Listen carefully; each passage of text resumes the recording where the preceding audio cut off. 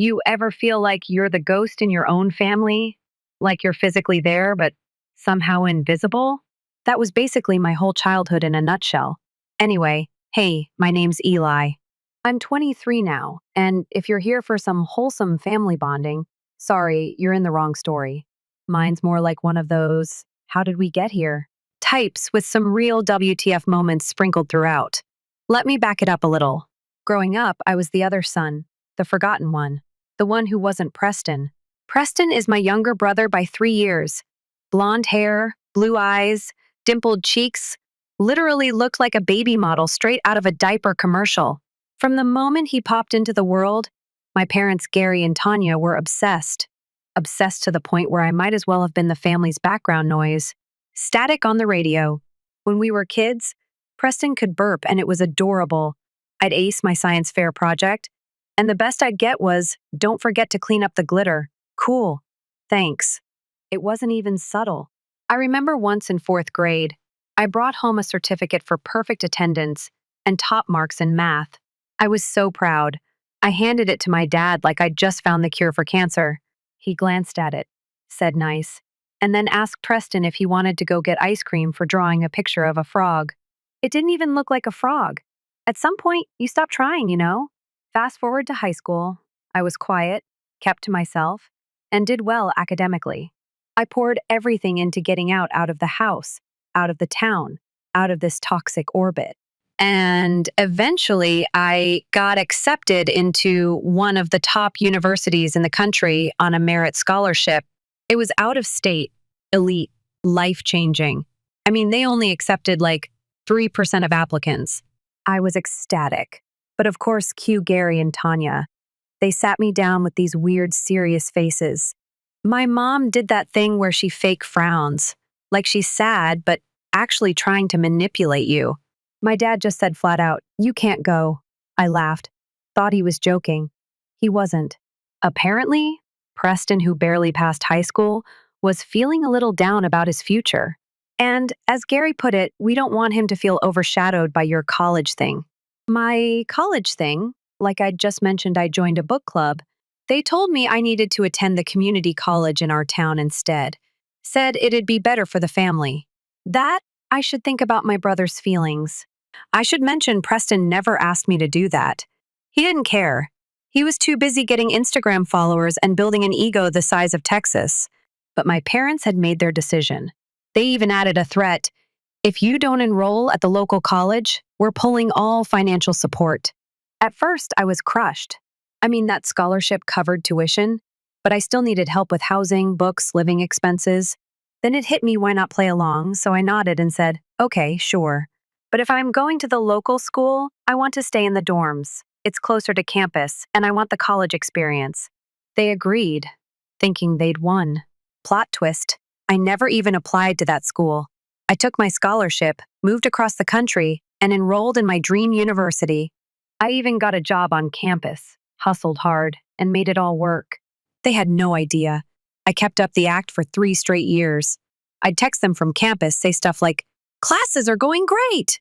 and drop references to buildings I Googled just to keep up the illusion. They bought it. Hook, line, and clueless. In reality, I graduated early, took a high-paying job in tech, and moved into a slick apartment with a view of the skyline. 6 figures. A company card.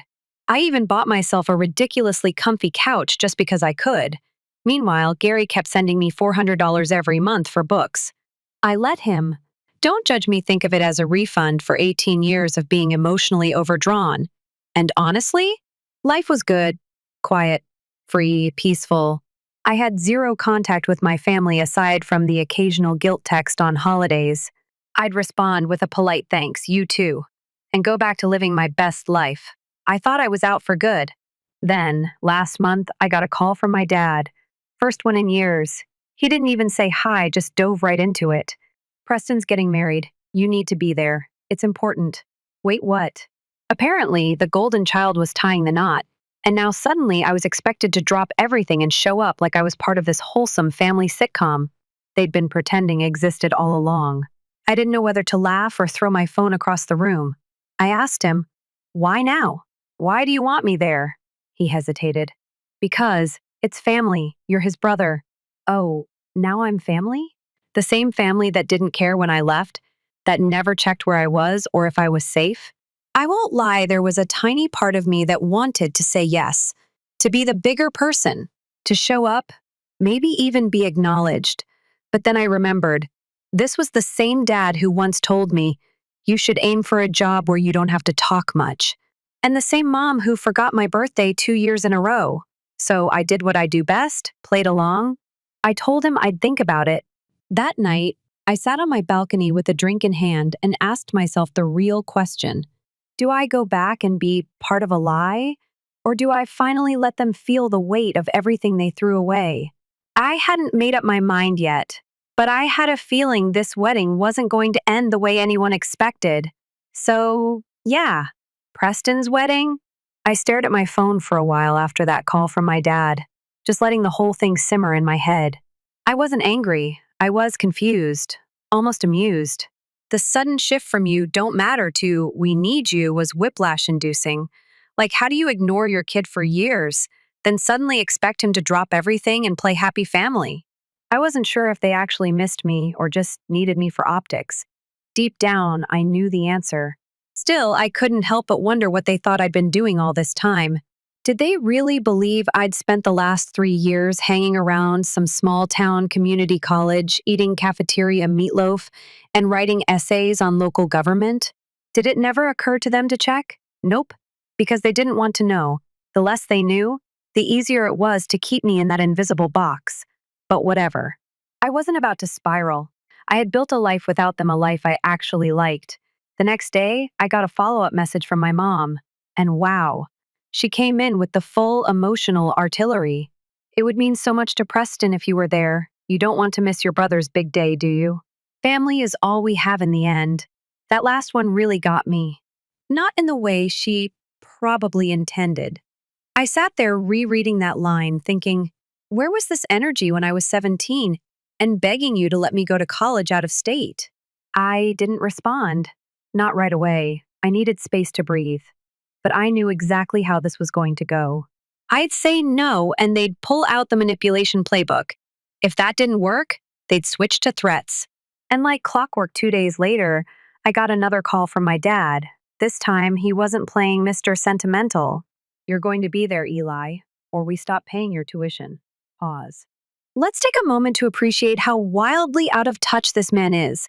He still thought I was some broke college kid living off their crumbs. Still believed he had leverage. I leaned back in my office chair, glass wall behind me, view of the city skyline, and smiled. Okay, I said, go ahead, stop paying. He was quiet for a second, like he hadn't expected that. Then came the fury, the classic rant, how ungrateful I was, how I always made things difficult, how they tried their best, but I never appreciated it. And finally, the cherry on top, I'm withdrawing you from college. Effective immediately. I actually laughed. Out loud, I think that made him angrier. I could almost feel him seething through the phone. You think this is funny? Yeah, I said. Kind of. Go ahead and try to withdraw me. He hung up after that, probably thinking he'd just pulled the ultimate dad power move. I didn't hear anything for a few days. Then, right on schedule, chaos. It started with a frantic call at 7 a.m. on a Tuesday. I was halfway through brushing my teeth when my phone started buzzing like crazy. First my dad, then my mom, then Preston of all people. I ignored them all. A couple of hours later, I got a string of texts from my cousin Lila, the only relative I actually keep in touch with. Your dad just stormed into the community college yelling at the registrar. He tried to pull you out of classes, but they didn't even have you in the system. Apparently, he started shouting about fraud and betrayal. That was the moment I realized the curtain had finally dropped. They knew. They knew I wasn't enrolled at the local school. Knew I'd left town. Knew I'd outgrown them without even looking back. And they were livid. Later that night, I finally picked up one of my dad's calls. Honestly, I was curious.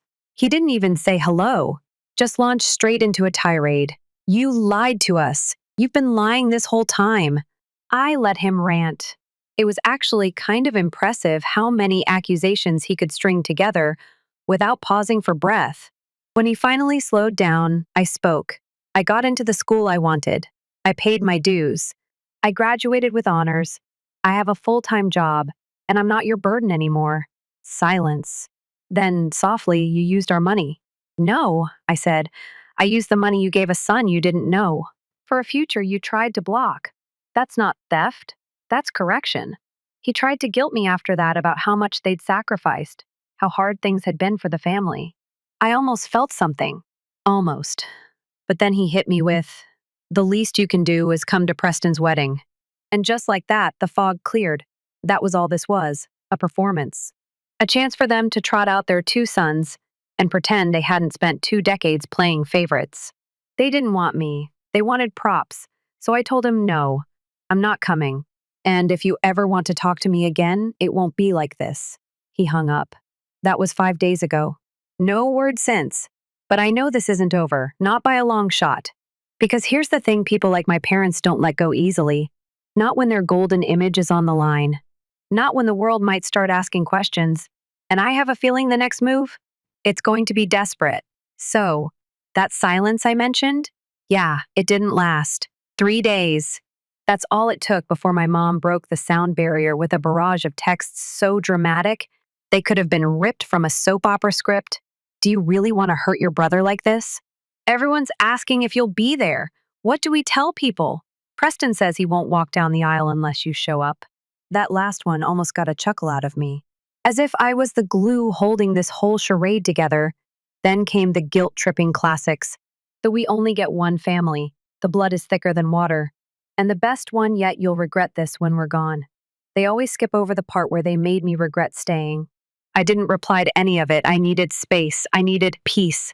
But peace and my parents never lived in the same zip code. On day 4, my dad called again. This time, his voice was calmer, calculated, like he'd switched tactics. Eli, he said, I know we've had misunderstandings. But this wedding, this is important. To the family. To our name. There it was. The truth hiding in plain sight. This wasn't about Preston. It wasn't even about me. It was about the image. About saving face, I asked. So this is about appearances? No, he said. It's about respect. Right. Because respecting someone means ignoring them their whole life until you need a favor. I told him I wasn't interested. Again, that's when things turned. You're not just embarrassing us, he said coldly. You're spitting in the face of the people who raised you. And I said, you mean the people who raised Preston while I figured life out alone? He didn't like that. At all. You've always been difficult, he snapped. You think you're better than us now, don't you? Just because you got lucky. Lucky. That word hit like a slap. I wasn't lucky. I worked for everything. Every dollar. Every sleepless night. Every rejection turned into a yes. I clawed my way into that scholarship. Balanced part-time jobs, internships, mental breakdowns, imposter syndrome, you name it. And here he was, writing it all off as luck. So I said something I'd never dared to before. I'm not better than you, Dad. I just escaped you. Click. He hung up. But he wasn't done, not even close. 2 days later, I'm at work, halfway through a project, and I get a call from a blocked number. Against my better judgment, I answered. It was Preston. Now, let me paint a picture of this guy. Growing up, Preston was the king of charm when it suited him. The kind of kid who could break something, cry a little, and get praised for being expressive. He had this way of acting like your best friend while setting your world on fire behind your back. Eli, he said, I just want to talk. No drama. Sure. He started with the usual fluff. Asked how I'd been. Said it had been too long. Made a joke about our childhood dog, like we were two long-lost brothers reconnecting after a misunderstanding. Then he got to the point. So, about the wedding, there it was. He said he needed me there, that it wasn't about Mom or Dad, it was about us. You're my only brother, he said. I want you standing with me. I almost believed him. Almost. But then he added, and, it really helped with the family stuff. There's been a lot of tension. You showing up would calm things down. Ah, there it is. The real reason, I asked. So, you don't actually want me there. You just want the version of me that keeps the peace. Silence. Then, that's not fair. No, what's not fair, I said, is spending 2 decades being treated like a mistake and now being asked to smile for the cameras. He didn't respond to that. So I continued, You bullied me, Preston. You mocked my interests. You got away with everything while I took the blame. And you want me to show up and pretend we're fine? He tried to spin it, said we were just kids, that he didn't know better, that he's changed. But here's the thing, apology without accountability, that's just noise. I told him I needed time to think. He said he understood, but I could hear the frustration in his voice. That night, I talked to Lila again, my cousin. She's always been the one person in the family who actually saw me. When I told her everything, how they were trying to reel me back in, guilt tripped me into showing up, she didn't even hesitate. Eli, she said, you don't owe them anything. Not your time, not your peace, not your forgiveness. I needed to hear that. And just like that, my decision was made. I texted my mom. One sentence. I won't be attending the wedding. That was it. No explanation, no apologies, just truth. It didn't take long before the meltdown started. Texts, missed calls, voicemails. One of them even messaged me on LinkedIn, which is a weird kind of desperation. I didn't know they had in them. And then this part still gets me, they actually showed up. At my apartment, I have no idea how they found my address. I hadn't given it to them, but there they were, standing in the hallway like ghosts I'd forgotten to bury. My dad knocked. My mom stood behind him, arms crossed, eyes already teary. Preston wasn't there, thankfully. I opened the door a few inches, just enough to say, no. They tried talking over each other, guilt pouring out of every syllable. My mom mentioned how they missed me. My dad talked about family responsibilities. I just repeated myself. No. Then I shut the door, hard, and locked it. I stood there for a minute, just breathing, letting the weight of it settle. This time, I chose me. So yeah, they came to my door and I shut it in their faces. That moment stuck with me for days. Not in a guilty way, more like this quiet, simmering shock that they actually had the nerve. After everything, they still believed they could show up, flash a few sad eyes, and I'd just forget the past 2 decades. But I didn't forget. I lived it, alone. What I didn't realize, what I couldn't have predicted, was that this whole thing was just the beginning. Because less than a week later, the real reason they wanted me at the wedding came crashing through the walls like a wrecking ball. And no, it wasn't because they missed me. Not even close.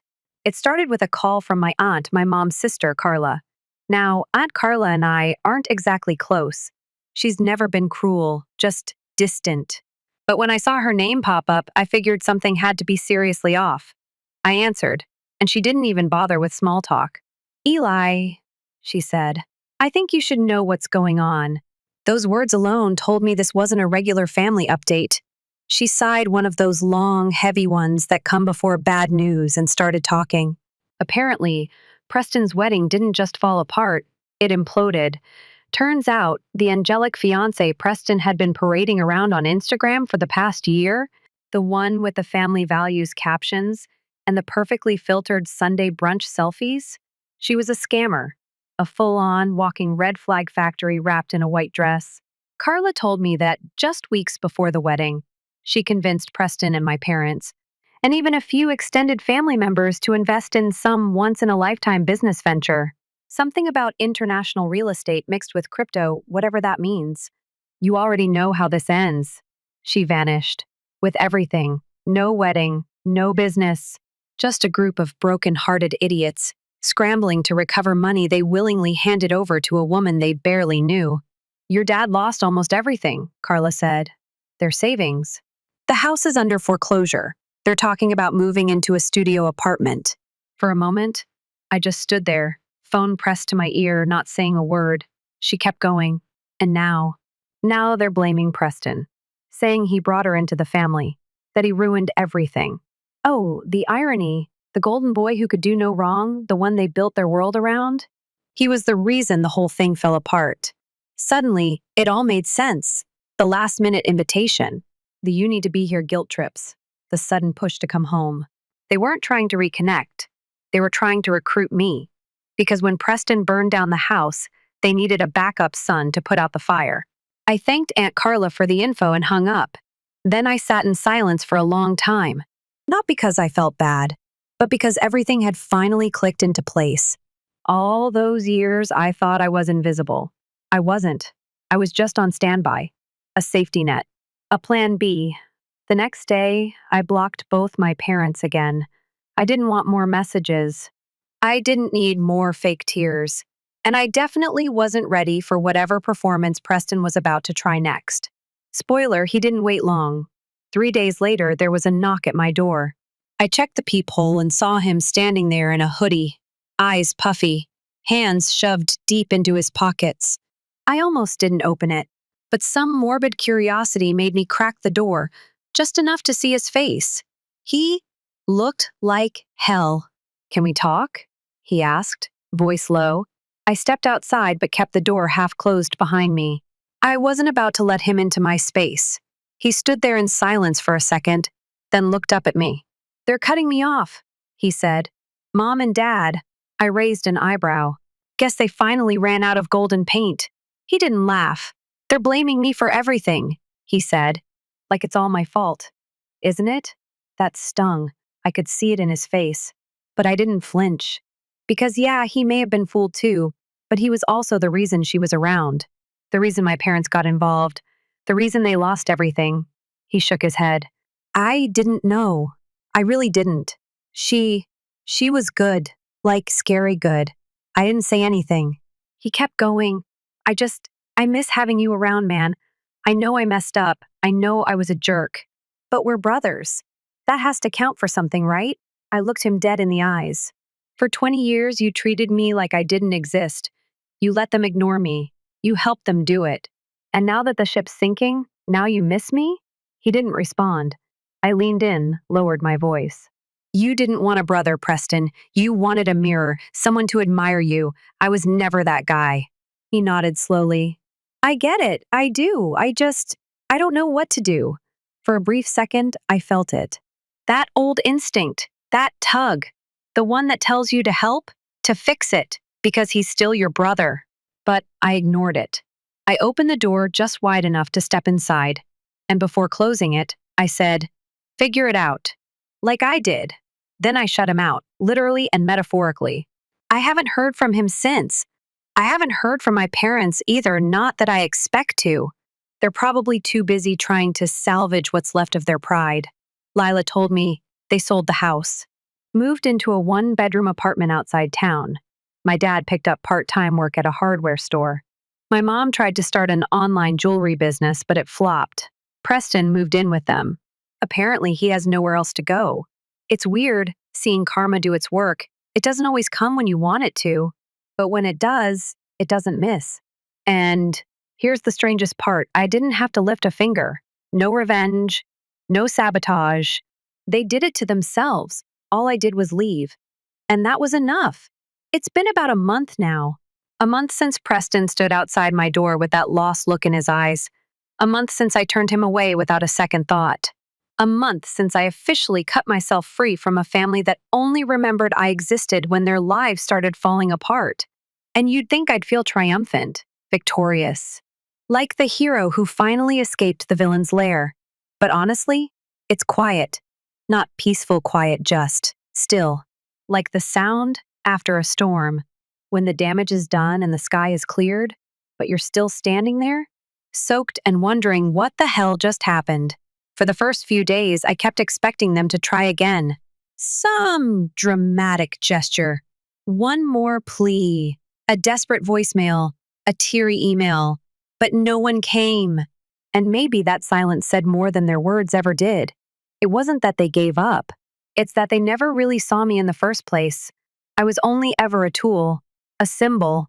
A placeholder for the son they wanted when the favorite one failed. Now that I wasn't useful, I was just discarded. At first, that thought hit hard. I won't lie. Even when you know your family's toxic, even when you've made peace with the pain, it still stings. Because there's a part of you, no matter how small, that just wants to be wanted. Not needed. Not used. Just wanted. But that part of me is getting quieter now. Not dead. Just softer. I started filling my days with small routines. Cooking real meals. Organizing my workspace.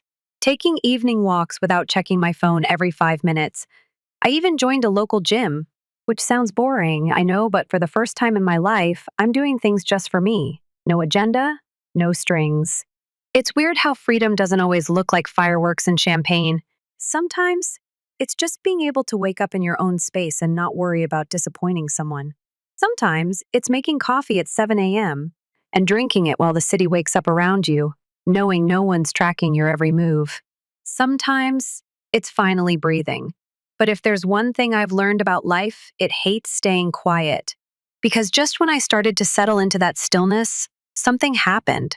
Something I didn't expect. I got a letter, a literal envelope. No sender, just my name and address in neat handwriting. No return address, no stamp. At first, I thought it was a mistake, junk mail or some local ad. But when I opened it, the words hit me like a gut punch. It was from my mom, not an email, not a text, a real letter, 2 pages, written in blue ink, every word carefully formed like she'd taken her time with it. I stared at it for a while before reading, and when I finally did, I didn't know how to feel. She said she missed me, said she regretted a lot of things, that she didn't realize how much she'd leaned on Preston's light until she'd completely shadowed mine. She wrote that after the wedding fallout, after the money vanished, after they lost the house, everything suddenly became clear. Her exact words were, "We built a family around an image. And when the image cracked, we saw how empty the frame really was." I sat with that line for a long time. She didn't beg. She didn't ask me to come home. She just said she understood if I never wanted to speak to them again, said she wouldn't blame me. At the end, she wrote, "You were always strong, even when we didn't notice. Maybe that's why we didn't notice you never asked for anything." That part hurt the most. Because she was right. I never asked for anything. Not because I didn't need it, but because I knew I wouldn't get it. I didn't respond. Not yet. And maybe not ever. I don't know. Forgiveness isn't a switch.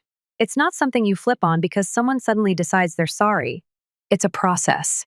A slow, messy, jagged process. And sometimes the cleanest form of healing is distance. I talked to Lila about it later that week. She came over with Thai food and sat on my couch while I read the letter out loud. She didn't say much at first, just listened. Then she said something that's been echoing in my head ever since. "You're allowed to heal without reopening the door." That hit, because I think, deep down, I was looking for permission. Not to forgive, necessarily, but to move on without guilt. And she gave me that. She reminded me that I didn't have to play the role of the bigger person just to satisfy someone else's redemption arc. That I wasn't obligated to let someone back in just because they finally realized they hurt me. Healing doesn't always end in a reunion. Sometimes it ends with peace in your house, not theirs. I folded the letter and placed it in the back of my desk drawer, not to forget it, but to remember that even when people change, it's okay to protect your peace first. That was a few weeks ago. Since then, the silence has returned, but this time, it's different. It doesn't feel like loneliness anymore. It feels like space, like freedom, like the life I never had a chance to build because I was too busy proving I was worth being seen. Now, I don't have to prove anything. I wake up every day in a life that I built, a job I earned, a home I chose, friends I trust, boundaries I made. And for the first time ever, it doesn't feel like survival. It feels like living. Life has a way of softening around the edges when you finally stop running from yourself. That's what the past few months have felt like for me. A slow, quiet shedding of weight I didn't realize I was carrying. The weight of expectations, of silence, of being invisible, and pretending that didn't hurt. And now, for the first time in a long time, things are just calm, no crisis, no phone calls, no knock on the door. Just me, living. Some mornings I still expected the chaos. I'll be making coffee and wonder if today's the day someone from the past decides to break the silence. But it never happens. And maybe that's the real closure. Because I stopped needing them to say sorry out loud. I stopped waiting for recognition or repair or redemption. The story changed when I did.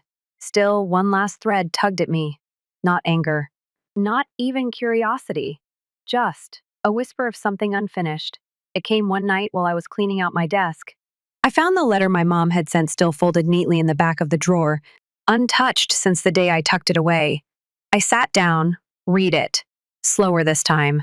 There was no manipulation in her words, no guilt trip, just a quiet sort of grief, the kind that creeps in when you realize too late what you let die.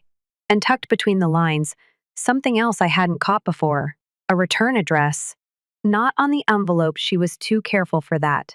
But at the very bottom of the page, written in smaller print, P.S. If you ever want to talk, we're staying at 109 Baxter Street. Just for now. I stared at it for a long time. Thought about what it meant. Did I want to talk? Did I want to see them? And more importantly, did I want them to see me? I wasn't sure. But the next day, I found myself walking.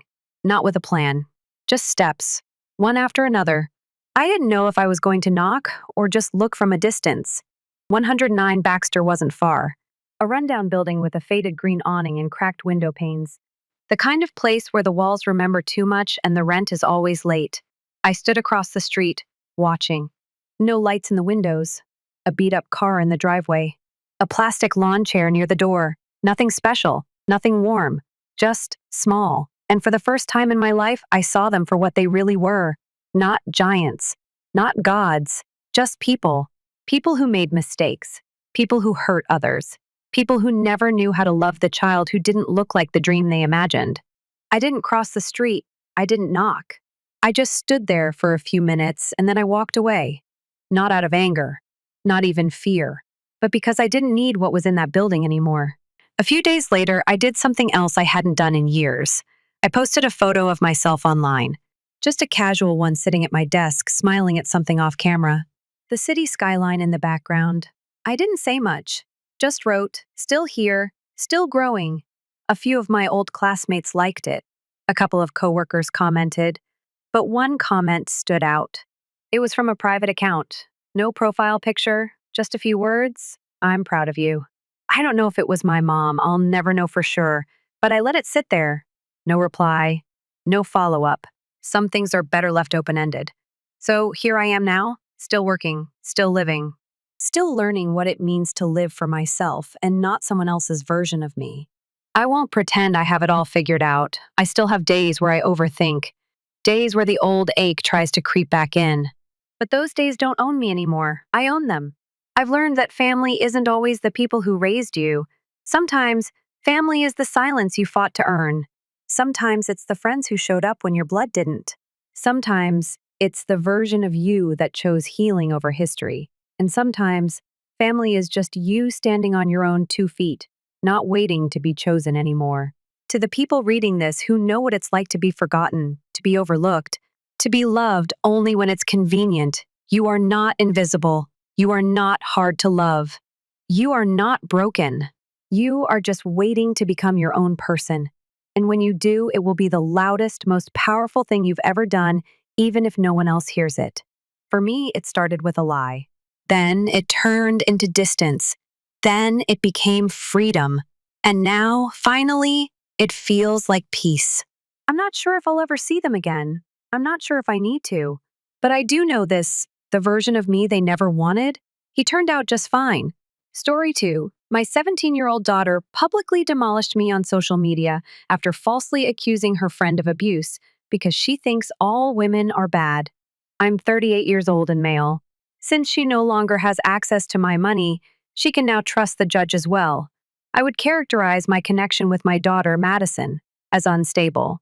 Her adolescence has been difficult, but I love her just as much as any parent loves his kid.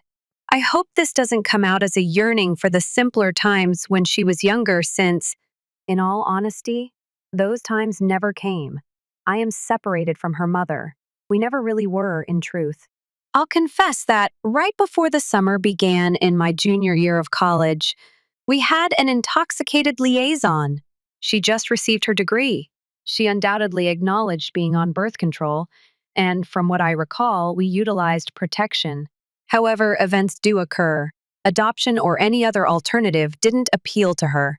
Thus, we welcomed our darling child 9 months later. I genuinely tried to straighten things out between us. Regretfully, my drunken, 20-something self was not the ideal person to assess character.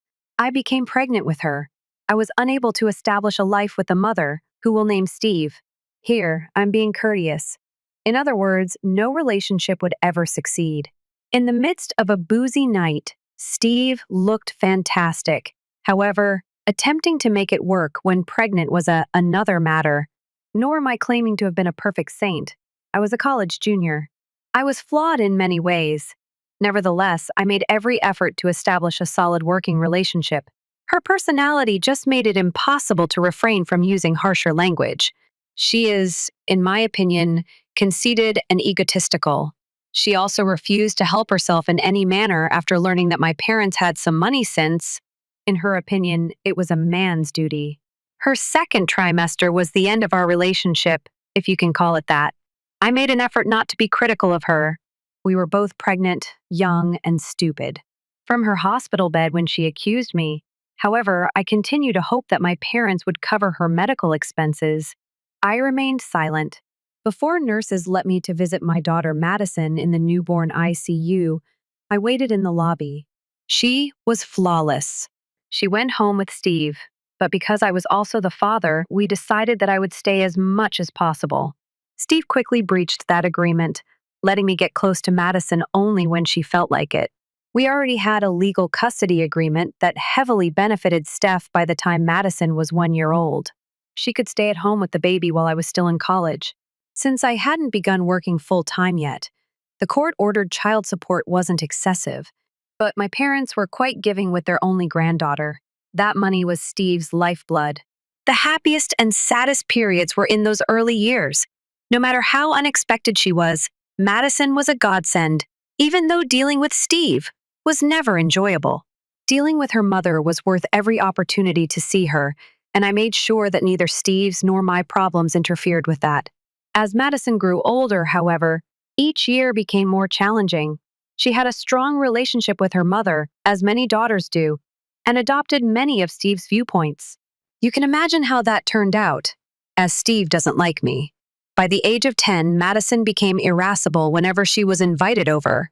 If she had to stay the weekend, it would be even worse. I suppose that was normal teenage rage, but it became worse. I'm not a father who isn't there. I spend as much time as possible with my daughter. The custody arrangement, which Steve started when Madison reached adolescence, states that I get to visit her every other weekend on Friday, Saturday, and Sunday before I'm barred from seeing her for 2 weeks. She doesn't hesitate to express how much she dislikes being here. I try my hardest. Her room contains everything she had requested. I prepare things for us to do together and keep her favorite food and beverages on hand. However, I also accept her decision if she declines. That's pretty much always the case. Madison started bringing her pals over whenever she was in town last year. There was always someone else nearby, whether it was a large group or just one person. Claire is the most frequent visitor. Regretfully, the circumstance that has brought me to this point has more to do with Claire than Madison, so I saved the most important bit for last. I only wanted to provide some background information. I was supposed to see Madison this weekend, an hour or two after she got here on Friday. She extended another invitation to Claire. Claire was staying the whole time this time. I don't want to give my kid another cause to hate me by kicking her buddy out, in addition to what her mother had taught her, so I remained silent. I never do. Regardless of what I had planned or how unexpected her friends' visits would be, Madison already despises her time here. I don't want her to despise it much more. Additionally, based on my observations before to this weekend, Claire is generally a good child, if a little talkative and prone to oversharing. Most of the time, she and Madison are imprisoned in her room and hardly leave. I just knew that she mostly stayed in that area. When I went to the kitchen for a glass of water last night, Claire came in and said she had heard me on the stairs. I wish she had stayed there. I grinned. Even though I'm sure she knew where the cups were, I asked if she needed some water and gestured to the cabinet. I then attempted to return upstairs. She lifted her hand as if to place it on my chest, but she remained in the doorway without moving, despite my clear desire to pass. I stepped back. She informed me that she had been battling it for months and that she had something to offer. And she made up her mind 2 weeks ago. She had finally caught me by myself. In essence, She acknowledged that I was Madison's father. I loved how I watched out for my kid, always made sure she got everything she wanted, and always took care of her. She said she was quite attracted to such attributes. The conversation took a rather odd turn at that point. I was already a little uneasy, but now my mind was raising sirens, so to speak. She volunteered to keep me company, saying she thought I was quite attractive and that I must be lonely during the weeks when Madison isn't home. People. I'm almost 40. Even though this 18-year-old was on the date of one of her best friends, it was clear that she was making an embarrassing attempt to flirt with me, completely unsuitable. However, I attempted to gently disappoint her because she is a child. That's precisely what I described. I'm much older. I am the father of her buddy. It's not suitable. Despite the fact that she is a lovely girl, I regard her more as a daughter figure. I didn't set a strong boundary until she persisted once again, pleading with me to give her another opportunity. I made it clear to her that I had no interest. I am an adult. Although she is legally an adult, she is still considered a kid in all other respects. She simply nodded silently and hurried upstairs, though I'm not sure which bit finally clicked. It had nearly reached 4 a.m. I went to bed after putting my glass in the dishwasher by that point. Claire had already departed when I awoke. She apparently ordered an Uber at 6 a.m. and packed at that very moment. Judging by Madison's cold demeanor, Claire probably didn't explain her abrupt departure. I have roughly 24 hours to decide whether I need to talk to my daughter about this, and, if so, how in the world to do it before she returns to her mother's tomorrow. I feel like I had to turn Claire down, but I also fear that I might have been too direct. Madison, the first sure, won't think so. She will simply have new ammunition to dislike me after learning that I treated her buddy horribly. I would appreciate any guidance on how to deal with this. Or should I simply let it go so Claire won't be embarrassed? Really, I don't know. One update. I think the best way to characterize how I've been feeling for the past few hours is disoriented. Please don't tell me to stop using the internet and find a lawyer because I've already gotten in touch with one. That's what I did. This is simply how I process information. If you don't want to read, skip it. For background, see my earlier post. It's pertinent. On Sunday afternoon, a little earlier than usual, my daughter Madison returned to her mother's house. Since she stated that she had plans, I didn't give it too much thought. In particular, she was meant to spend next weekend with me to make up for the custody time she missed last month. Her mother, Steve, took her to a family wedding, so I lost that time. Last night, Steph texted me to let me know that Madison wouldn't be here this weekend. When I asked for an explanation, she simply told me that Madison would not visit my house or see me again, and that since she is not my messenger, I should speak with my own daughter if I wanted further information. Madison didn't answer when I tried to call, so I texted her to ask if we could talk. I found out 2 hours later that she had posted on her public Instagram story immediately following my call. "I can't believe my predatory father is attempting to contact me," reads the caption on a screenshot of my incoming call. She shared another screenshot of my text asking to speak a few minutes later. She wouldn't let me talk my way out of it, so she added a note stating that I must be attempting to hide my tracks. I'm not a fool, guys. I am aware of the gravity of such an accusation. Even though I did nothing wrong, I've witnessed how quickly things can go wrong in these kinds of situations. I called my lawyer right away, and he gave me instructions. Compile each post, narrative, and assertion. I then attempted to contact Steph to find out what was happening, how we arrived here. Madison left my house 2 days ago, and today is Tuesday. 3 since Claire's departure, and I still don't know why this is taking place. The second update. I wish I could claim that everything has been resolved, or that there was a terrible misunderstanding, but since my last update, things have only gotten worse. Not even Saturday has arrived yet.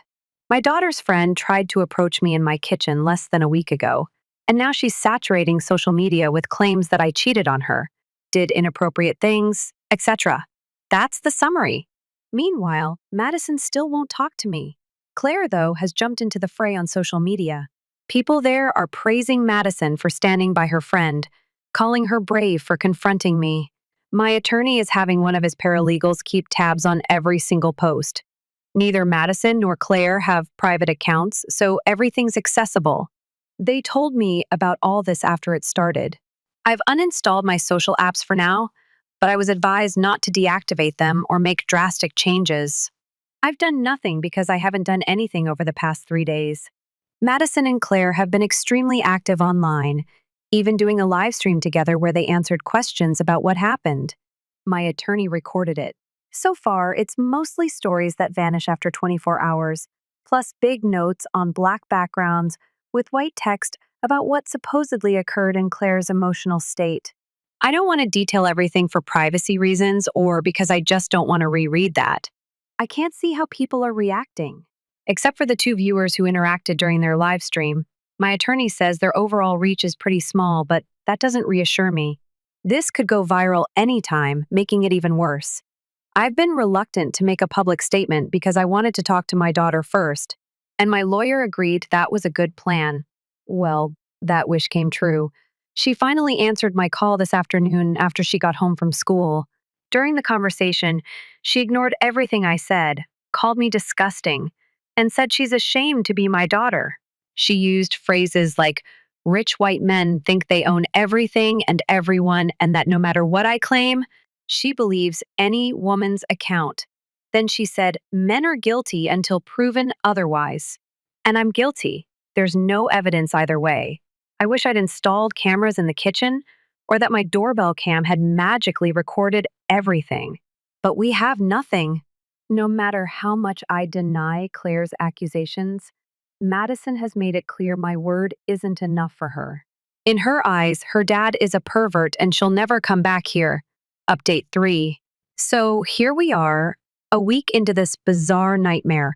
My daughter doesn't want to be my daughter anymore. We haven't had a solid relationship since she was small, mostly thanks to her mother's hatred influencing her. Nothing I do can change that. But I tried. I think I did my best to be a decent father, even though in recent years she only seemed to want my wallet. I've done everything I can. There comes a moment for every parent when they have to recognize their child is no longer a child. They're accountable for their own actions, even if they still live under your roof. You love them like crazy and you provide for them. They're autonomous human beings. Part of me never wanted to recognize that Madison was growing up. She's nearly grown now. Maybe it's because I've missed so much time with her, or because I'm continually dealing with qualities she acquired from her mother. It feels like I blinked, and now she's nearly an adult who hates me. Recognizing that her hatred is actually hers, not just her mother's, is probably my biggest issue. If I could go back and fix anything, I'm not even sure what I'd do. Steve's never been easy to get along with. No matter what I did, I can't see how Madison and I would have ended up with a better relationship. Maybe I was always bound to be loathed by my own kid regardless. I haven't had luck finding Madison since that call, but her mother came up at my door a few hours ago, bearing a package of documents and wearing a smug look. She went on about how she always knew I wasn't made out for parenting, but never expected I'd fall this low. She handed me documentation to cancel my parental rights. I doubt she organized them overnight, so it's apparent they'd planned this for a time, especially once they learnt about Claire's charges. Steve and Madison had already signed the documents. Every page was dated yesterday. My autograph appears on the first page and a couple more. I'm also no longer Madison's father legally. According to Steve, Madison completed the paperwork as soon as she got home from school, before taking my call since she can't even bear the notion of me at the moment. I now understand Madison's motivation for picking up the phone. From her point of view, that was the final time she would ever need to communicate with her. A creepy dad. Steve wasn't only there to deliver documents. She was mostly trying to prove to me that she was the superior mom. After that, my only option was to take pictures of each page and email them to my attorney. I'll let you know when something occurs. The fourth update. All of this may be in conflict with my assertion that I am not and have never been a careless father.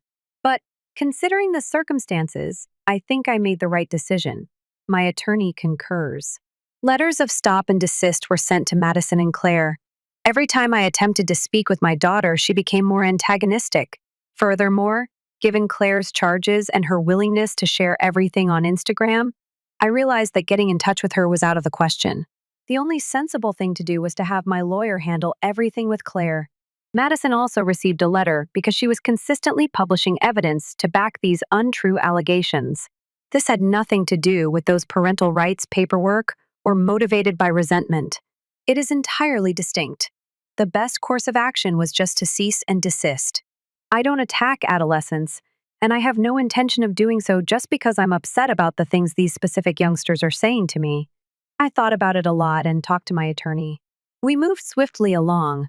It quickly became apparent that Claire's parents were not aware of the situation, even though she was sharing everything online. Perhaps we took action before everything went viral, but it seems Claire purposefully kept everything from her parents. Claire's father called my lawyer's office that same day the cease and desist letters arrived, perplexed by the situation. When they described the circumstances, the parents were very appalled to learn that their daughter had reported such an incident. They came back the following day and asked for my contact information so they could offer me a direct apology. Claire finally acknowledged that nothing truly happened after they spent the evening discussing the situation with her. According to what I understand, Claire's parents love her and get along well with her despite their busy schedules that prevent them from spending as much time at home as they would like. The only reason this was resolved so quickly was because they are good parents. Claire eventually admitted that it was all false. Within a few days, remove all of the posts and personally apologized to me for her accusations. Madison bombarded my phone with messages after learning that Claire had changed her mind. She claimed that she had been duped, that Claire was very convincing, and that she would never want to believe such a thing about me. However, Madison was overwhelmed and Claire was hysterical, so she stood by her friend mindlessly. She went on to say that although she still thinks men should be presumed guilty until proven innocent and that women should always be trusted, she was happy that I turned out to be innocent. Not a shred of regret, not an apology. She is the true victim in this situation, according to message after message. A few hours passed during which I did not reply. Madison, accompanied by her mother, arrived at my door and attempted to give me a hug. I took a step back. She texted me back most of what she had said, because I hadn't invited her inside. Once she was done, I handed her a copy of the documents she'd given me. My autograph was on every page. No misunderstanding there. I assured her my lawyer had already filed them, so there was nothing left to worry about, and I'd arranged for a moving truck to load her items. I didn't have the strength to say anything more. I didn't have to. She only gazed at the papers, threw them to her mother, and raced to the car. Then, they drove off. I guess we can set to rest any notion that I'm a deadbeat parent, because technically I'm no father anymore. Update 5. I forgot the password to my primary account. And it's been challenging recovering access. Luckily, I'm still signed in on my phone here.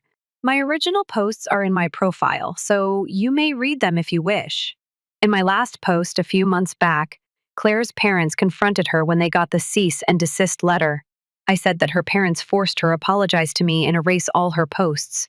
After all the mayhem from what Claire and Madison accomplished, my attorney recommended that a public apology from Claire would be a good start, providing us something to reference if the matter ever showed up again. Claire probably didn't like the idea, but her parents, who are decent, made sure it occurred. They even inquired as to whether there was anything further they could do to prevent it from becoming public knowledge. Since then, Claire has been grounded indefinitely. In terms of how things have developed, they haven't really. Madison is flatly refusing to acknowledge that she has been disinherited, despite the fact that she was the one who started the process of terminating my parental rights. She's tried several times to persuade me that I still have to help her, particularly for college, to prove to her friends and followers that she was clearly duped. She even went so far as to share screenshots of that first exchange with Claire, accusing Claire of being a monster for causing a split with her father. Claire responded by sharing the unaltered screenshots, which demonstrated that Madison accepted her without hesitation and even fueled the flames by stating, "I always knew he was a creep." In any case, I needed a reason to wreck his life. Copies of all this are with my lawyer. He informed me that Stephen Madison, who is going to be 18, could attempt to sue me or reverse the termination of my parental rights by now. That is not how long any legal process would take. It's unlikely that they'll even try it day by day because Steve can't afford lawyers without my money. I'm more comfortable with my choice now. I've heard far worse things from Steph, so feel free to call me harsh. I'm no longer bothered by it. Her human ATM was lost. Madison's college fund and inheritance were gone. A daughter was also gone. Perhaps, though, I found some serenity. I don't mind if that comes out as harsh. The sixth update. I neglected to mention something earlier that, if I had, might have ruined my plans. It's time to reveal what's actually been going on, though, now that everything is public. I made the decision to get a DNA test to find out if Madison was truly mine after reading some comments and consulting with friends. I recently contacted her for that reason. She might have refused to take the test if she had known, which is why I didn't explain it here earlier. I was also aware that some people might believe that my attempts to make amends with her were being sentimental. In any event, we spoke in a public setting, which is the only way I've been seeing her lately. It's better to be safe than sorry. I advised her to take a paternity test with me if she truly wanted to mend our relationship and possibly receive financial aid for college or whatever she decides to do after high school. Admittedly, it was difficult to persuade her that she would have no more claim on me if the test result was negative. I lied to her, though, saying that I would still support her regardless of the outcome. I needed that truth, even though it wasn't my proudest moment. I would have been deceived my entire life if she wasn't truly my daughter. At the very least, I was entitled to know. We received our results a few weeks after she eventually consented. I made an effort to remain composed, but it wasn't easy for either her or me given everything else that had happened. After receiving the results, I blocked Madison's and Steph's numbers, ended all communication with them, and ended each round. After that, I contacted my attorney and started a fraud investigation. I'm convinced Steve knew from the start, and I suspect Madison knew too. That's why they both hated me so strongly. It wasn't just that Steve was filling her head with negativity, but that they'd conspired to bleed money from me all these years. That level of hostility must have had another motivation behind it. Now we're demanding all the money back that I've given over the years, or at least a significant chunk. One small upside. They asked me to relinquish my parental rights right before Madison turned 18. That means they saved me a few months when it's time for them to repay me. I doubt it's a big issue for Madison anyway. When she despised me over her friend's lie, she was okay, letting go of me and my money. So I doubt it's different now. I'll come back with updates on the litigation and how it ends up. Update 7. I want to stress that none of this was ever about the money for me. I don't need it to live comfortably. I pursued this litigation because I despise allowing bad individuals get away with stuff. I believe if we all battle injustices, the world could be better. Liars, fraudsters, and cheaters should suffer severe repercussions. And sure, I did reclaim my money. Or at least I've started. The lawsuit finished in my favor, and I'm delighted with that conclusion. The key was an ex-buddy of Steve, who was more than happy to testify that Steve knew I wasn't the biological father for some time now. At first there were suspicions, but her new companion isn't truly new. Turns out he's Madison's true father, the guy Steve was associated with back when we were younger. At this point, I'm not sure if Madison was aware. I've been able to emotionally distance myself from her throughout the years due to her attitude. I'm not claiming it's been easy, but perhaps it's not shocking given everything I've been through, particularly lately. Steve has started to pay her back a portion of what she owes for all those years. She gave me the impression that I was Madison's biological dad. It doesn't start at the beginning, only to the extent that we could demonstrate her awareness. However, that still covers a good amount of money and several years. From her point of view, anyhow. Madison will need to find another source of income if she hopes to continue her aspirations or pay for college. I don't think her mom can assist. Her biological father is now with her. He doesn't seem like the kind of person who has the money for it, though, based on what I've heard. However, this may seem like a joyful conclusion to you. That's not how it feels. Although I'm happy for the reasons I stated, and it's good news on paper, my feelings haven't changed. Finding a way to heal is probably what I'll do next, but at least this chapter with the people I used to call family is over. Story 3. My stepfather is against my attending college because he believes it would harm his son. My mother also backs him. However, they now want that I return my own funds. Where do I begin?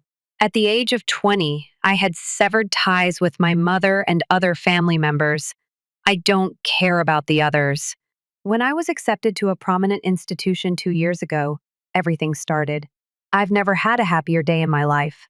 For years, I had put in a lot of effort, giving up social interactions, sleep, and even my mental health to make sure I had the grades and extracurricular activities required for admission. It took more than just status to get into a prestigious institution.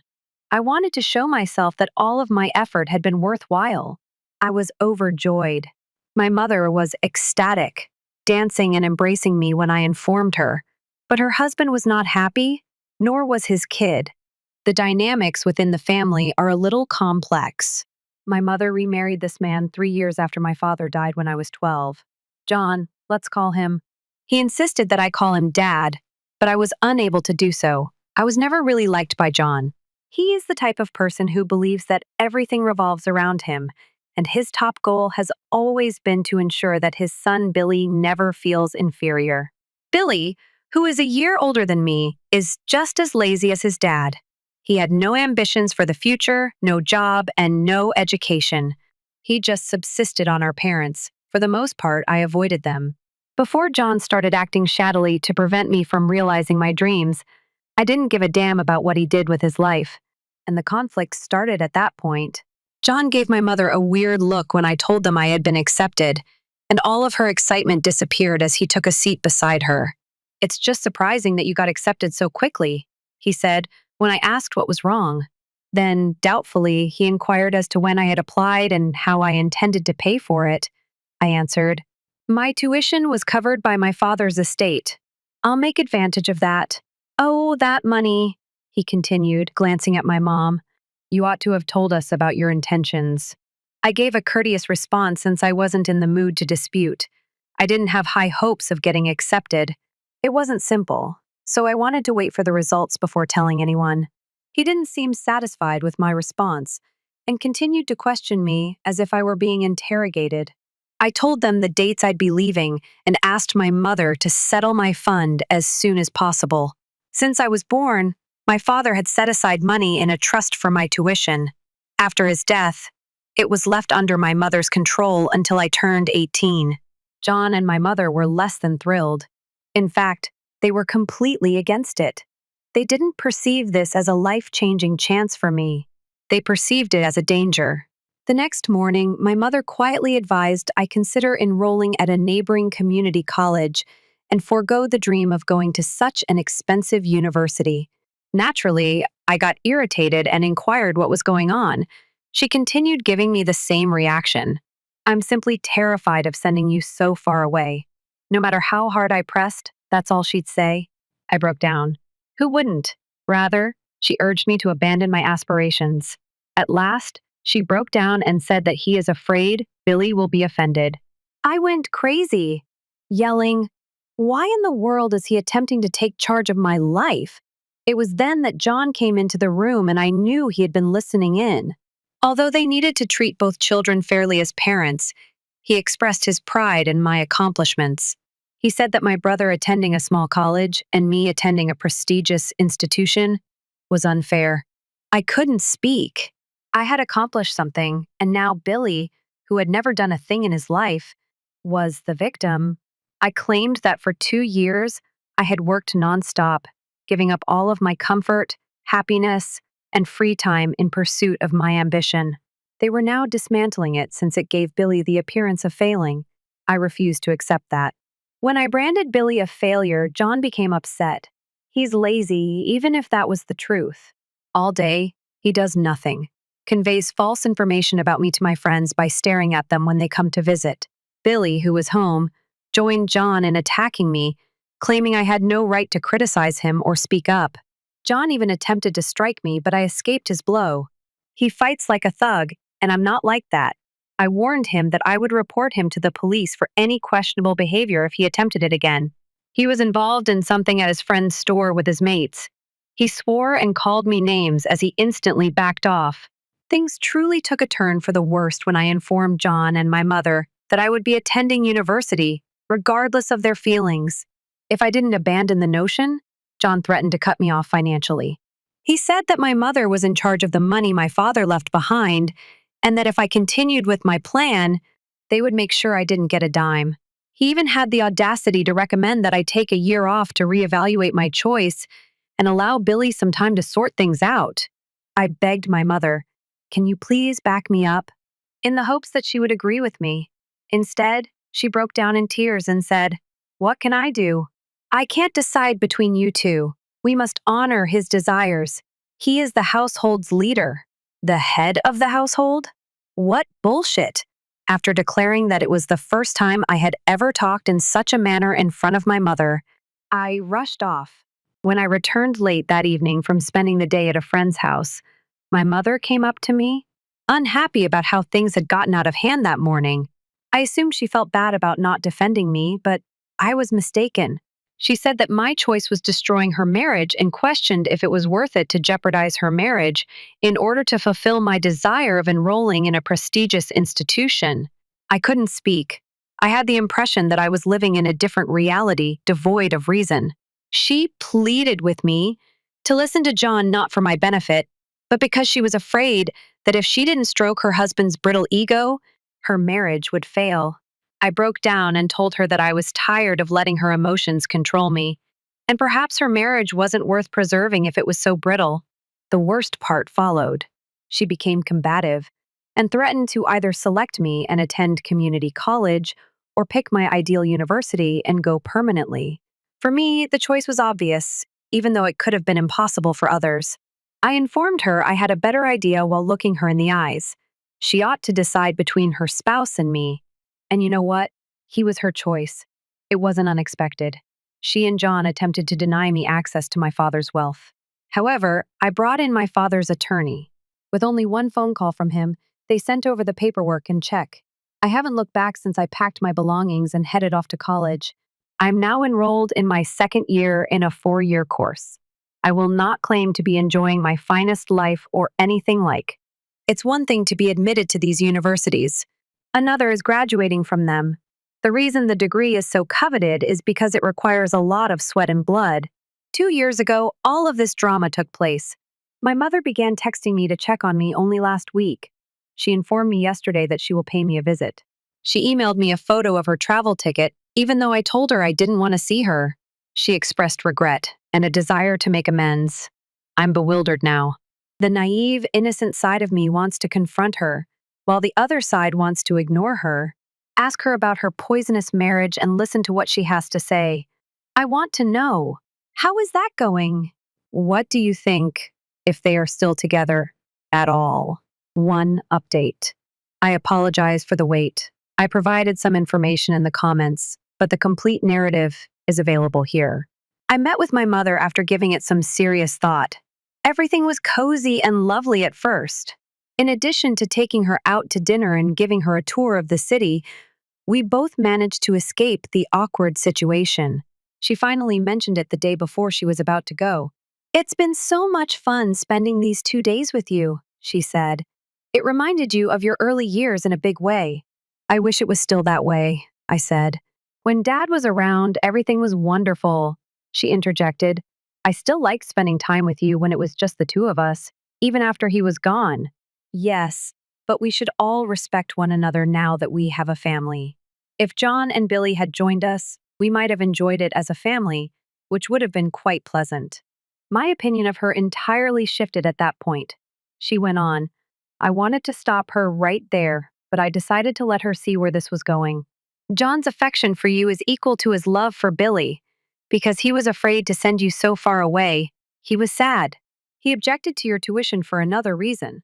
I refused to give him the money, even though he wanted to use it to finance his business. I handed it to you. I picked you instead of him. He had a little tantrum because of this. Now you're a guy. When men don't get what they want, you know how they behave, particularly in terms of money. They get irritable." She then said, after skirting the issue and rambling about nothing, "Would it be possible for you to call John and apologize, sweetie? Or perhaps this weekend invite him here. If you tried, I'm sure he'd forgive you." She dismissed my shocked expression, saying, "Oh, come on, be a man. Simply apologize and put things right.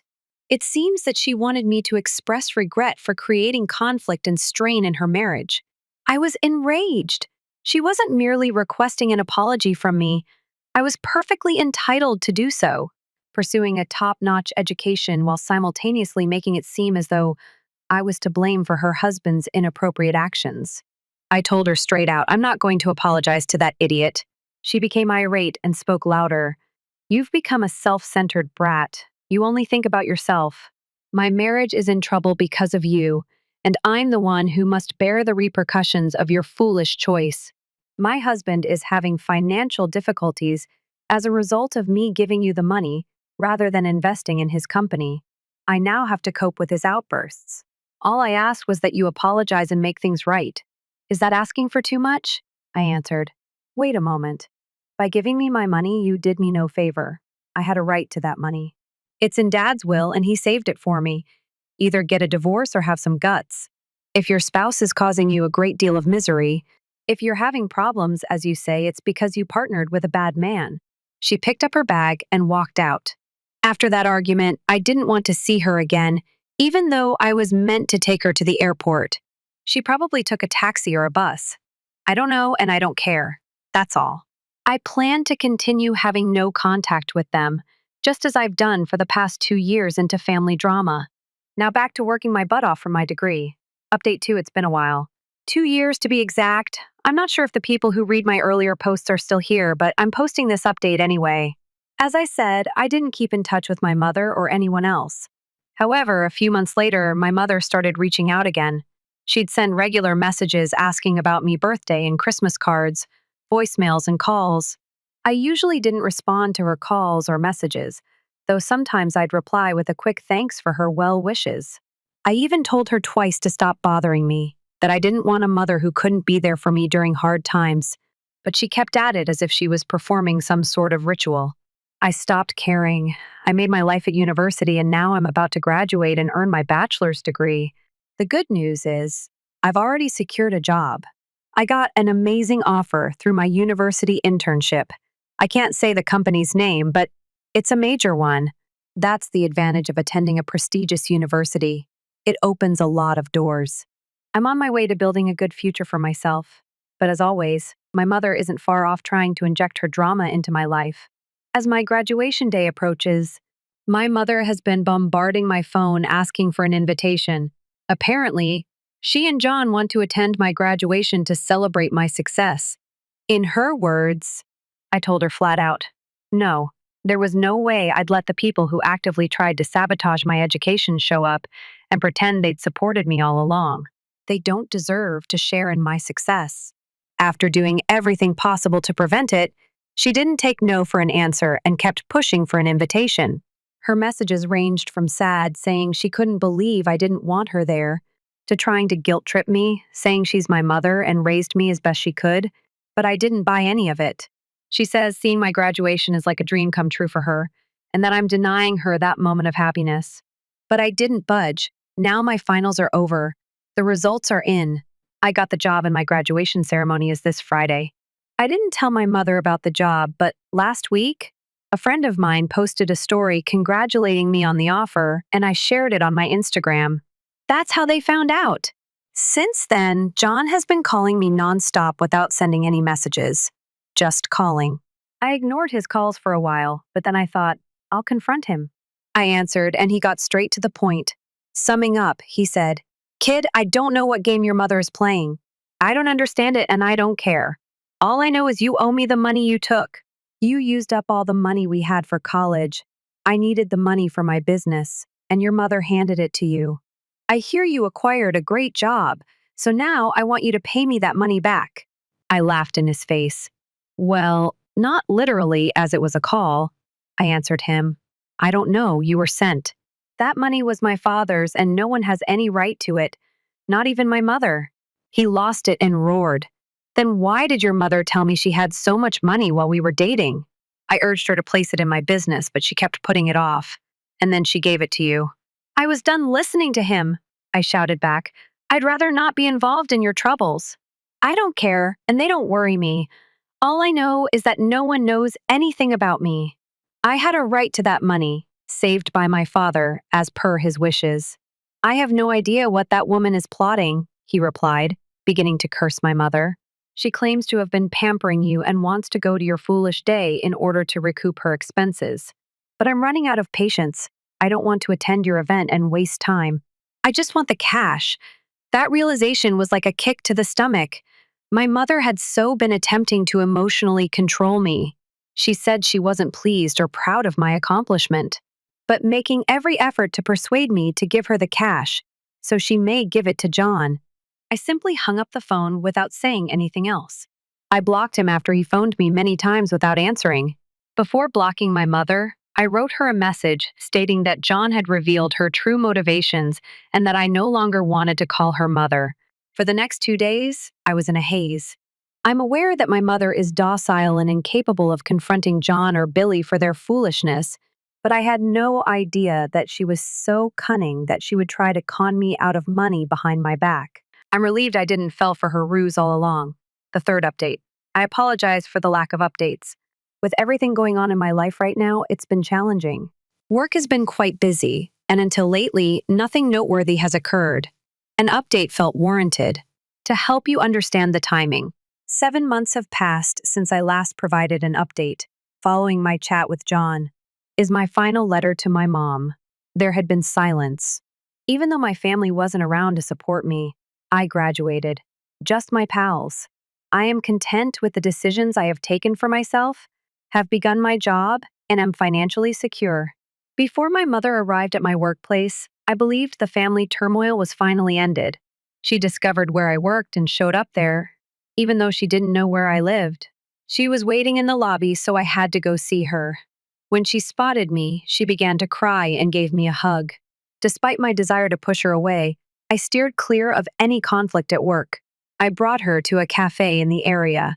I declined to take her to my house, despite her insistence.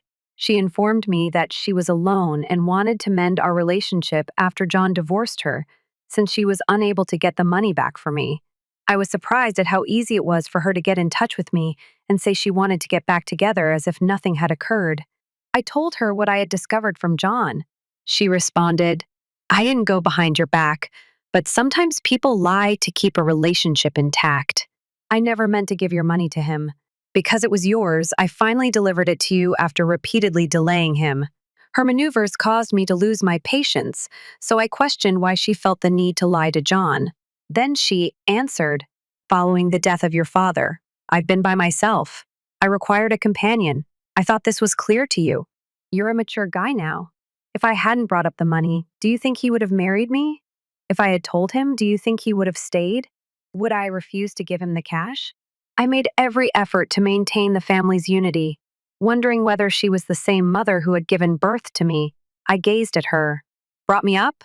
Someone I previously had a deep affection for. You did nothing for the family, I told her.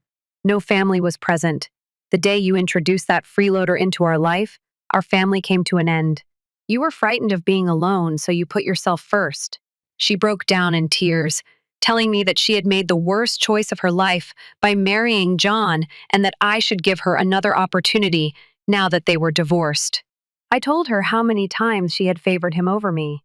It was not the only time she betrayed me. She did it over and over. She supported the man who attempted to destroy my future, just when I needed him most. I informed her that I no longer trusted her and that I was done. She must now live with the decision she made years ago. Her loneliness and bad decisions are not my fault. I'm at last at peace and have my own life to live.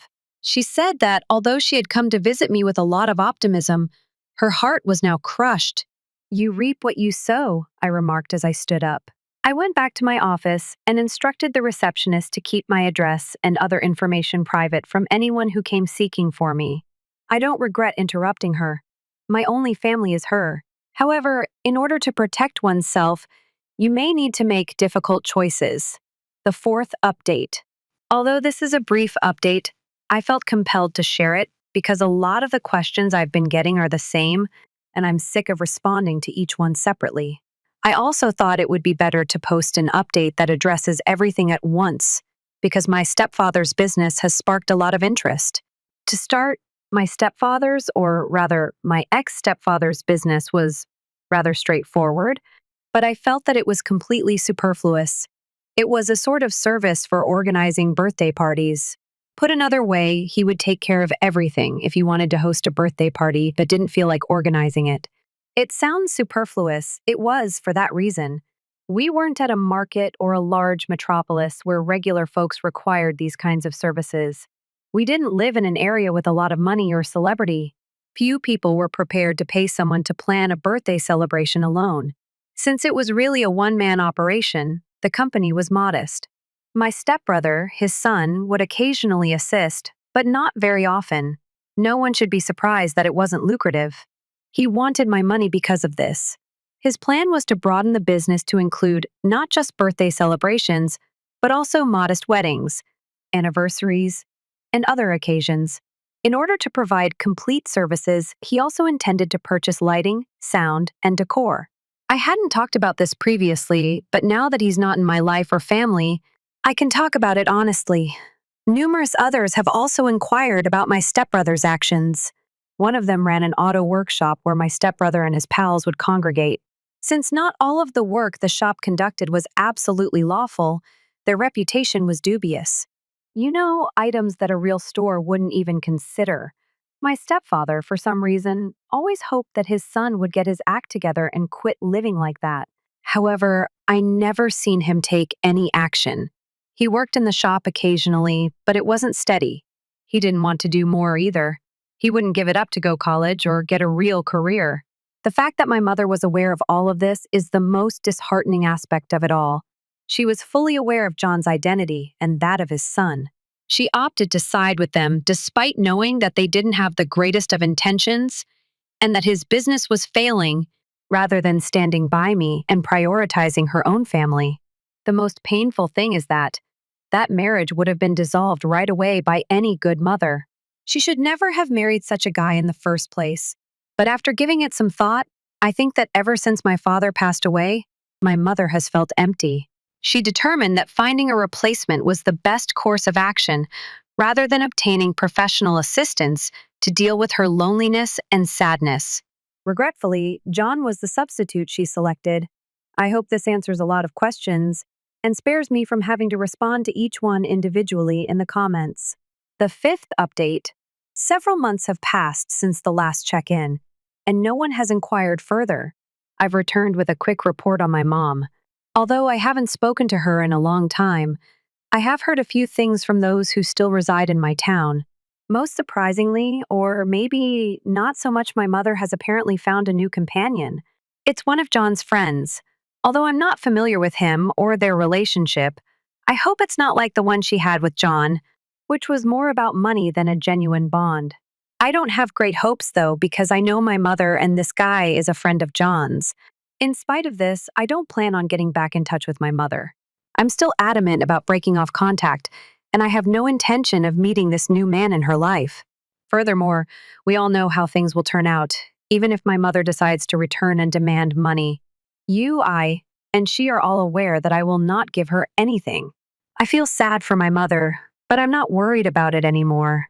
It looks like she's caught in her habit of searching for someone to replace the emotional hole she's had since my father passed away. Since it's not like she ever listened to me anyhow, there isn't much I can do to assist her, even though I sincerely hope it's not that sort of relationship. Story 4. Yes, I am Madge, the woman who called off her own mother's birthday celebration after she ejected me from the house. Here's what no one tells you, though. That one night wasn't the only thing involved. Years passed during which I was subjected to silent taunts, told I was never good enough, and organized a party to which I was not even invited. Have you ever wondered what it's like to be pushed so hard by your own family that you eventually push back? That's what I experienced anyhow. That morning, my kitchen counter was covered in long stripes from the sunshine that came in through the slats once a week. My phone vibrated when I was in the middle of arranging peonies in a vase. The name of Miranda flashes on the screen. Even before I picked up, my gut grew constricted. My mother seldom gave me a call without a catch. She called out, "Madge," in a clipped but politely sweetened voice. "I would want you to slightly modify the invites." I used a dish towel to wipe my wet hands. What change? A pause occurred. Then, as if she wanted me to correct an error, take your name off, she urged. You don't have to identify yourself as the host. It's not essential. My chest constricted. The flowers in front of me, the ones I had purchased weeks before, especially to fit the event's theme, made me blink. I believed I was hosting. Yes, in theory, but it's my birthday, sweetie. People anticipate that I, not you, will be the host. When she tried to make something hurt without coming off as cruel, she laughed softly. It's only for show. As I stood there, I listened to her voice drifting over the phone in a nonchalant manner, as if she wasn't interrupting me while I was working. I take it you still want me to pay for it? Of course, she said immediately, as though it had never been a topic of conversation. You're really skilled at these things. No one else is someone I would trust. My mom was like that. The type of lady who could give you a gut punch and then give you a pat on the back. She went straight to the specifics of the color scheme, without even waiting for my response. I looked at the call history after we hung up, feeling the gravity of her request. She hadn't inquired. I had heard it from her. The quiet buzz of the Asheville cafe filled the backdrop as I sat with my laptop later that afternoon. With my name already printed at the bottom in tasteful cursive, I gazed at the invitation template on my laptop. By Madge Marlowe, host. I blinked as if it were tempting me while hovering my mouse over the text. As Miranda's comments replayed in my mind, I absently tapped the screen of my phone. It's only for show. I pushed erase after highlighting my name. The room appeared more deserted than it should have. Not merely blank, empty. I was aware that I shouldn't be shocked. This was nothing new. It had always been that way in Charleston, where I grew up. The afterthought was me. It was that piece that never fit. I spent weeks creating a handmade card for her birthday when I was 8 years old. She gave it a quick glance, grinned courteously, and then proceeded to the silver bracelet that my brother Grant had given her. Obviously, our father purchased that one.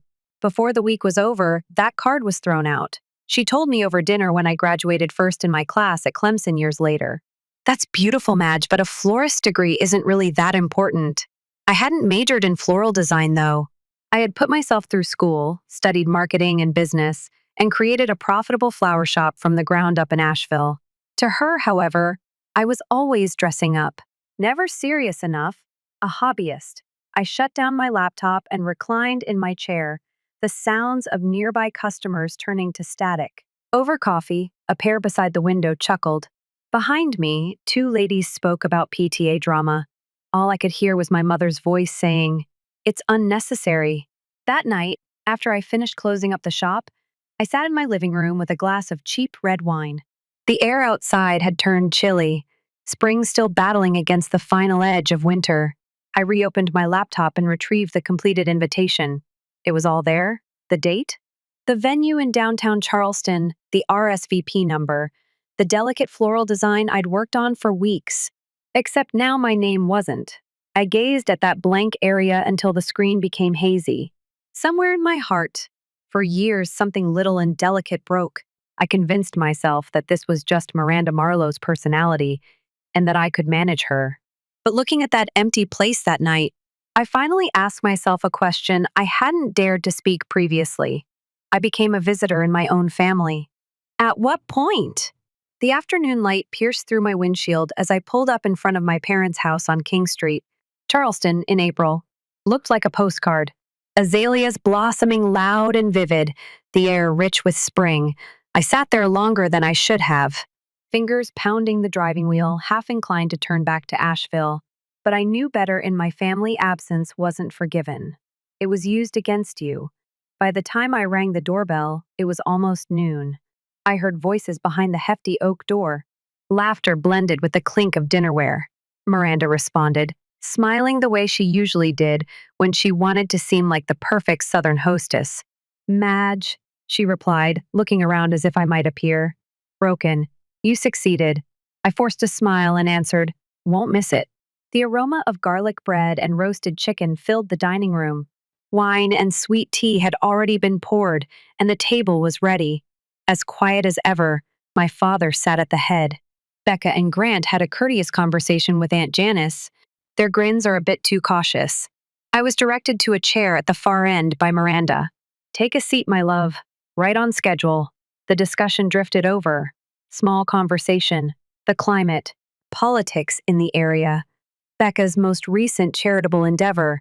Miranda tensed her grin as I made a straightforward recommendation regarding the celebration schedule. Darling, we've got it covered. Do not be concerned. Your brain. Even though it hurt, I ignored it. I always ignore it. Lunch proceeded like any other family get-together does. Smooth, courteous, tense, buzzing beneath the surface. Halfway through dessert after that, my mom reclined, light as air, wineglass in hand. She told Aunt Janice, Grant's inability to settle down was always my assumption. But he's here. Madge, 2 children, and a spouse. She gave me a charming grin. Some individuals just cannot maintain a marriage. It was a slap of words. Nobody gave me a look. Not Grant, not Becca. As if he hadn't heard, my father gazed at his plate. Aunt Janice laughed uncomfortably. My mother, however, persisted. Madge was never able to commit. Robert gives it to her. Sighed. I gave a courteous grin as if nothing had occurred, as if I weren't being choked by the constricted knot in my chest. I needed some air, so I crept toward the corridor when lunch eventually finished. I heard them talking to Becca after the meeting, Grant's voice low. We'll complete everything tomorrow. It was Becca's voice, gentle. When Madge discovers out, do you think she'll complain? Grant gave a bland response. She wasn't invited. Mom doesn't want her to make things more difficult. The remarks struck more forcefully than they ought to have, completing a task. Of course, I wasn't even taken into consideration. The discussion had progressed by the time I returned. The weather? Local elections? I went unnoticed. I snuck away in silence 30 minutes later. I was not stopped.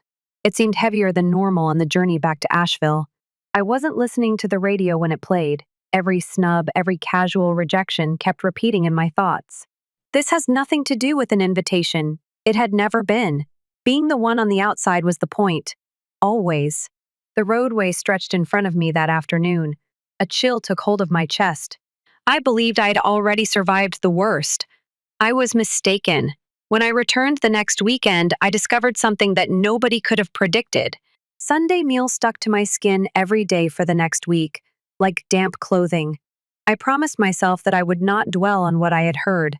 I was not invited to that meeting. I heard my brother's voice, casually harsh. However, the pain in my chest had not lessened by Friday. Maybe I only wanted confirmation of my suspicions, but I needed answers. I told myself that I was simply finishing up the party plans, so I packed an overnight bag and drove back to Charleston on Saturday. In any case, it was the justification. This time, the miles seemed to stretch like elastic bands that were about to break, making the travel seem longer. The gentle gray sky over the city still had the warmth of spring when I arrived late in the afternoon. My mom smiled stiffly when she opened the door. "You're ahead of schedule," she replied, taking a step back. "You weren't supposed to arrive until tomorrow. I wanted to assist with completing some aspects." I answered, while being cautious in my tone. "Much work remains to be done." She nodded briefly, already turning away. "Suit yourselves." There was a subtle scent of lavender and lemon polish within the house, the aroma of my youth. But as soon as I stepped inside the door, I had a strange feeling, a chillier than the background hum of the air conditioner. In the living area, Grant and Becca were using their phones to browse through content. Without a word, they looked up, smiled courteously, and went back to their screens. The walls were encircled by the same subdued tension as the previous weekend, which pressed down on me. "It's upstairs in your room." As she vanished into the kitchen, my mother yelled over her shoulder. The wood creaked beneath my boots as I carried my backpack up the stairs. It was both hollow and familiar. I came to a complete halt when I pulled open the door of my former bedroom. I had lost the posters I had owned since high school. Once overflowing with diaries and paperbacks, my bookshelf was now empty. It was a different bedspread, dinosaur patterns in blue and gray. A collection of toys and a little luggage were sitting in the corner. I initially believed I had opened the incorrect door. Then I noticed the picture of Grant's youngest son grinning while wearing a soccer outfit on the nightstand. My throat constricted. Miranda was fussing over a vase of flowers in the kitchen when I came downstairs. My room, what happened to it? I inquired. My voice is fragile. She didn't raise her head. We changed it, Grants. When kids come over, they need room. You didn't consider telling me? At last, her icy, disdainful eyes met mine. Madge, you're not living here anymore. It's only a room. Only a room. I turned aside before she could see the way, swallowing the hurt of what she had spoken and nodding. My shoulders drooped. We went over the party food that night while seated at the kitchen table. Or rather, while I listened, she went over it again. She waved me away each time I tried to propose a better appetizer option or even a different wine pick. Madge, sweetheart, thank you for your excitement. At one point, she looked at Becca, who hardly gave her a smirk. However, you wouldn't comprehend what constitutes a complex occasion. Believe me. The edges of her soft voice were sharp. I sneaked out to the backyard later that evening after the conversation had cooled up, and Grant and Becca had gone to the guest room. The scent of jasmine and grass wafted through the evening air. Perched on the weathered porch steps, I gazed up at the night sky that was visible through the trees. The room wasn't the point. The celebration wasn't the point. It was the manner in which my mother had always managed to reduce me in size, until just I remained. I did everything I could as a child to seek her favor, a steady business, piano performances, and good grades. But I was never enough, regardless of what I did. Not like Grant, not like anybody else. Something hardened inside of me that night as the Charleston air brushed over my skin and distant crickets chirped. It can't get worse, I convinced myself. However, I was mistaken. I never saw it coming, but the true fracture was on the way. The following weekend came with a thick sky. The spring in Charleston had changed, with the air heavy with moisture and the clouds lowering themselves as if they were too exhausted to support themselves. As I stopped outside my parents' house once more, rain drummed persistently against the windshield. My car's wipers are struggling to keep up. I didn't intend to return so quickly after the previous incident. Miranda had phoned in the middle of the week, but I promised myself I would avoid it. She asked if I could stop by and assist with the last vendor confirmations in a syrupy honey voice, and I'd said yes like an idiot. It was still raining late on Saturday afternoon. This time, the moist air seemed to have seeped into the walls, making the home feel colder. Everything inside has the same appearance. The spotless kitchen, the dining chairs with rigid backs, and the vase of lilies that is always perfectly positioned on the counter. However, it seemed heavier, as if you were entering a room just following a fight. As I placed my overnight bag beside the stairs, my mother added, "Don't forget to check with the florist," without glancing at me. They continued to mix up the colors in the arrangement. Despite having emailed them twice previously this week, I nodded. Becca was using her phone to browse while she sat at the breakfast bar. She hardly glanced up when I greeted her. The weekend clung to my skin like damp garments. My mother subtly changed every recommendation I made regarding the party, the food, the music selection, and even the lighting. She would say, "I've already talked to the caterer," or "Becca thinks of something better." By Saturday evening, I was exhausted. I excused myself after supper so I could pretend to look over the vendor list again. I simply wanted space, though. As I made my way back to the kitchen to have tea before bed, the rain had subsided into a gentle drizzle. I heard it at that point. Through the partially closed door, their low, secretive murmurs could be heard. "She has always been an inconvenience," Miranda was saying. She spoke about those she felt sorry for, with the same sharp, polished tone she used at church luncheons. Around her, everything is really challenging. My fingers clenched around the doorframe as I froze. "She is wearing you out," my mom went on. "The drama, the feelings. I instructed Becca to watch her. She may ruin the celebration, for crying out loud." Becca's quiet but distinct voice came next. "I'll see to it that she follows the rules." In slow motion, a sharp practice broke like glass as it passed through me. I took a silent step back, being cautious not to cause the floors to groan. I felt as though I wasn't getting enough breath in my chest. Something clicked into place at that precise moment. It's not a fresh wound. This was nothing new. It validated a feeling I had experienced all my life, but had never been able to identify. The daughter wasn't me. The issue was me. As I snuck out the back door without anybody noticing, the rain pelted the windows more forcefully. The fragrance of damp pavement and grass filled the night air. Before the porch light behind me became blurry, I strolled to the backyard's edge and past the vintage swing set my father had constructed many years before. I stood with my hair soaked from the rain, gazing at the fence as if it had all the answers I had been looking for since I was a young child. I reflected on all the times I had been told I was too tough, too sensitive, too opinionated, or too much. Finally, at the age of 37, I heard it spoken clearly. I was an inconvenience. I listened to the rain tapping against the glass like 1,000 little beats in my head as I sat by the guest room window later that evening after everyone had gone to bed. I began compiling lists. Names, suppliers, agreements. Every aspect of this party was connected to me, and for the first time, I allowed myself to speculate about what may occur if I gave up on attempting to win her approval that evening.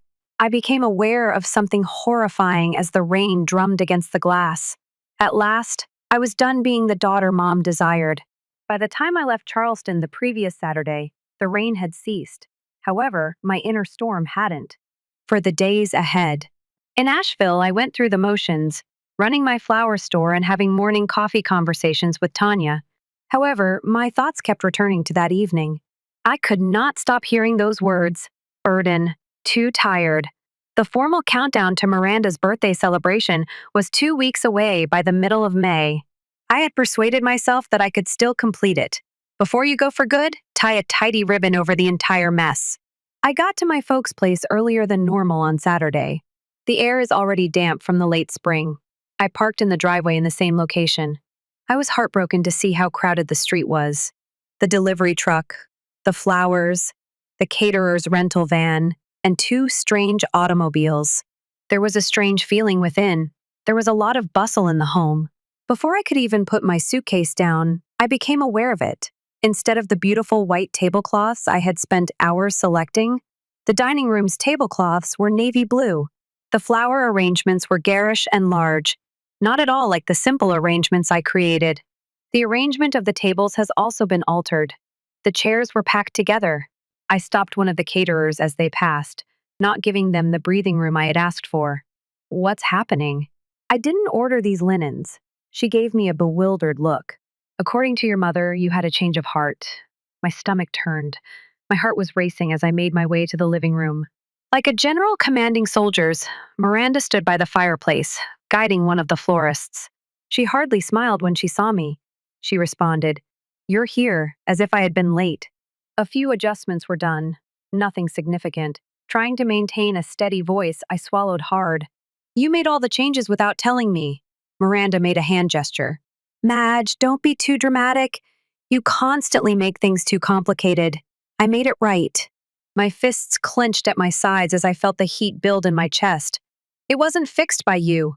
I was undercut by you." At last, she turned to face me, her gaze piercing. "Don't make this about you, honey. This celebration is more important than your small pastime of organizing events."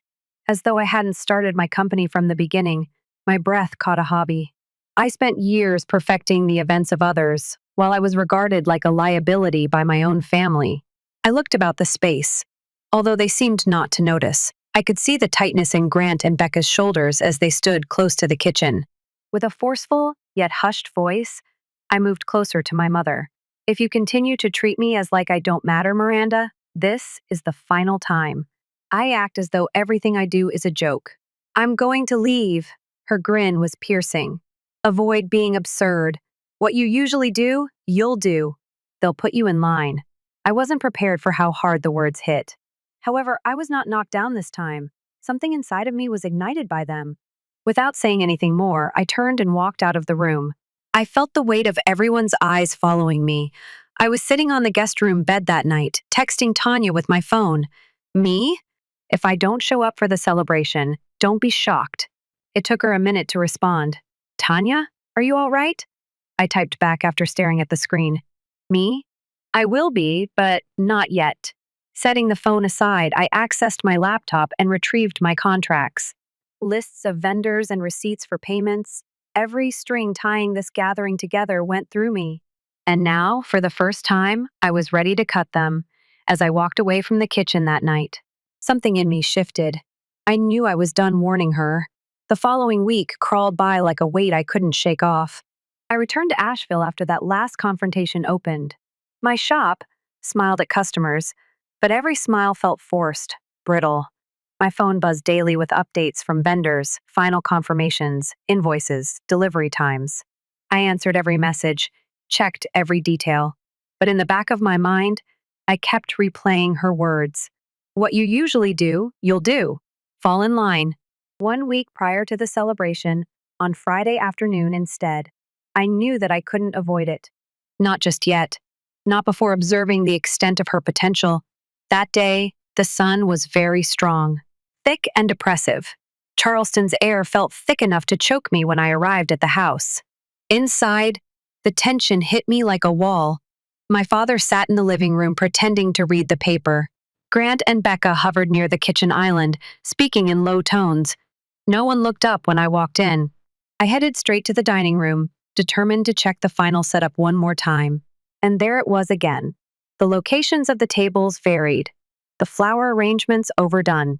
Nothing like the sleek, simple designs I'd finalized. Even the playlist notes I had left on the counter were gone, replaced by a scribbled list in my mother's handwriting. I turned abruptly toward the kitchen. Miranda stood by the stove, stirring something with undue effort. "Mom?" I called, keeping my voice steady. "Can we have a conversation?" She didn't raise her head. "If it's concerning the party, I've already made a few tweaks." I gulped back, the heat swelling in my throat. "You altered everything again without informing me." She finally met my eyes, her grin tight. "Madge, sweetheart, it's my party. You make everything so complex." I simplified it. I took a slow breath, willing myself not to burst. "My work cannot be erased by you. You can't treat me as a problem that needs to be solved." She stopped smiling. A sharper object took its place. "You've always been the issue, honey." There was silence in the room. Becca and Grant stood still beside the sink. Despite looking up from his page, my father remained silent. I could hear my heart beating so loudly in my ears. "I'm alerting you." My voice trembled as I spoke softly.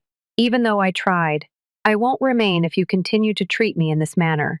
She sneered and waved me away as if I were a tantrum-prone toddler. "This is my party, my home. You are free to depart if you are unable to behave like a guest." Her remarks cut right through me. She wasn't only brushing me off, she was evicting me. I replied, my voice cracking in spite of me. "I'm serious." She folded her arms, freezing. "So am I. Do you wish to be an outsider? All right. Anyhow, you have no place here." Nobody spoke. Not Becca, not Grant, not my dad. I waited for someone, anybody, to intervene and inform her that she was acting inappropriately. Nobody did. I then left. The front door, like the last nail in a coffin, snapped shut behind me. With my hands shaking, I sat in my car and stared at the steering wheel.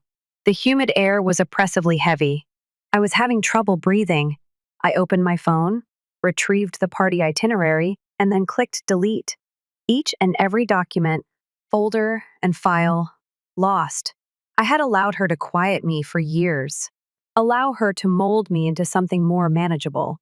However, when I sat by myself in my car that evening, I became aware that I was no longer upset. I was finished.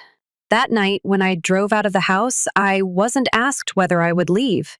It was the extent of my willingness. Under my headlights, the drive back to Asheville went on forever. Somewhere around Somerville, the storm that had been lingering all day suddenly broke. Raindrops splattered like stones against the glass. I kept looking at my phone, which was silent and black on the passenger seat. I felt my gut turn to knots. I eventually reached for it, somewhere between the county line and mile marker 83. As I typed the first message, my hands continued to shake a bit. "I agree, Dad. Tonight, I didn't deserve it." After a prolonged period of staring at the computer, I tapped out another meta. "Grant, do you truly believe that I destroyed everything?" I had to submit it even though I didn't anticipate a response immediately soon. It was necessary to ask the inquiry. As I drove the final distance home, the rain continued to pelt. The clock on my dashboard was blinking by the time I turned into my apartment building, 11:46 p.m. The storm was still going strong. For a while, I sat there and watched the water trickle down the glass, just like the years were passing me by. It was well after midnight when my phone chimed. It was Robert Marlowe, Dad. Your mom didn't have a good day. Simply let it go.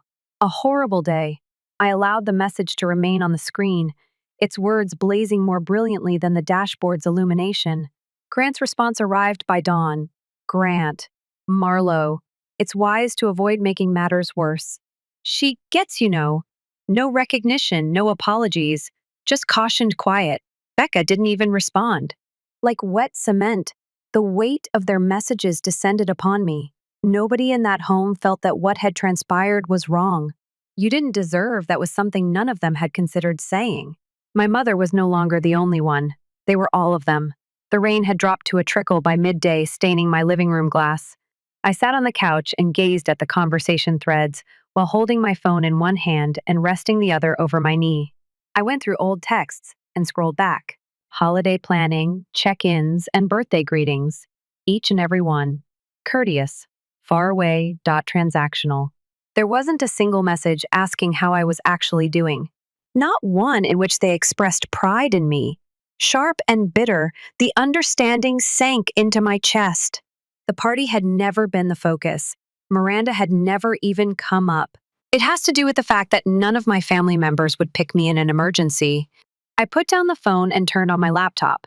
The interface of my event planning software was empty and spotless when it came to life.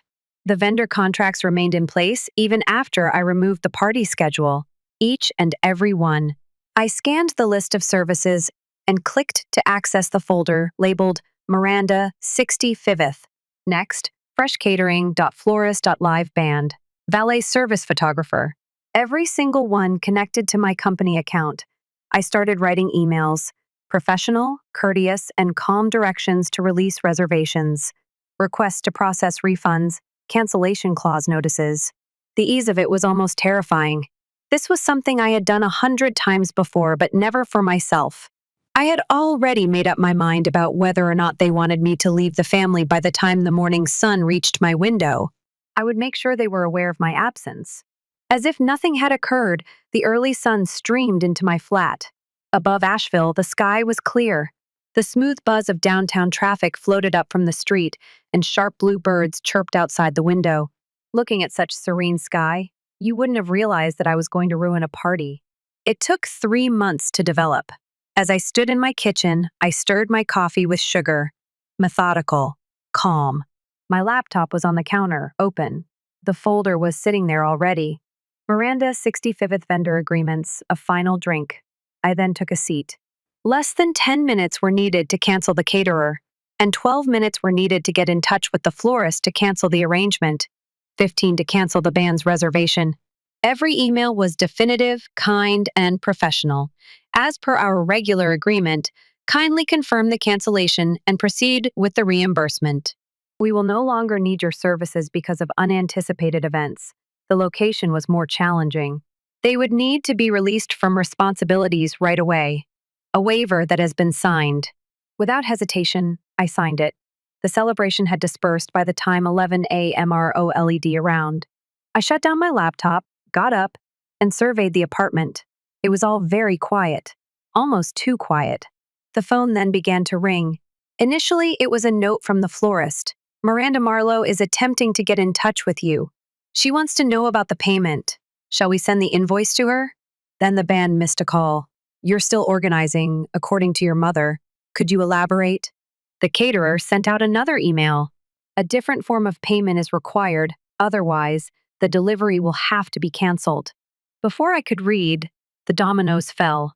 My phone was still vibrating at noon. Tanya sent a text. Hey, are you okay? Charleston's losing its mind. People are talking. I didn't answer. Instead, I sat back, letting the messages pile up like a growing storm. It didn't take long before the panic made its way back to Charleston society. First, a relative's post on Facebook. Anyone know why Miranda Marlowe's big birthday bash was called off? Heard the venue canceled. Then another. The party of the year. Suddenly not happening. Something's up. I knew how fast Charleston's social circles worked. News spread like spilled wine on Lennon and Miranda. She fought back, of course. By late afternoon, her voicemail filled my inbox. Madge, this is childish. Call me back. We can solve this. Madge, don't be dramatic.